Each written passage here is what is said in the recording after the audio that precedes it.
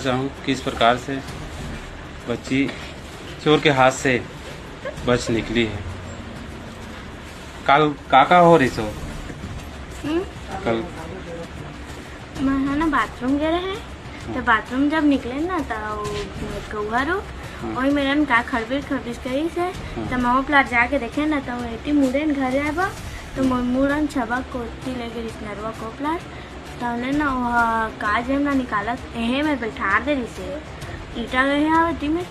तोला बैठा दे रही। हाँ बैठा दे रही चेचक के गोड़ हाथ और गोड़ धर का मुँह छबक के बैठा दे रही से मैं उठे नहीं सकत रहे हाँ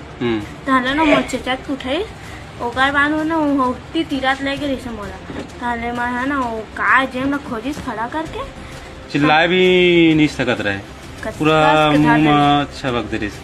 हाथ ताले ना काज ना खोजाते इस समय ना ओकर हाथ से चाप के भागे तो चोर ला देखो नहीं पाएगा ओकर हाथ ला देखो ओकर आँखी ओकर कपड़ा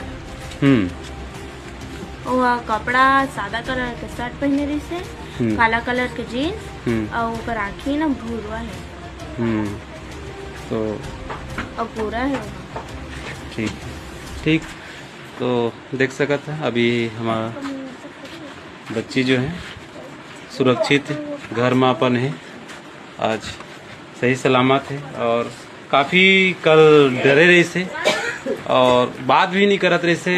और रोत रही काफ़ी आप मन देखे हुआ वीडियो में। तो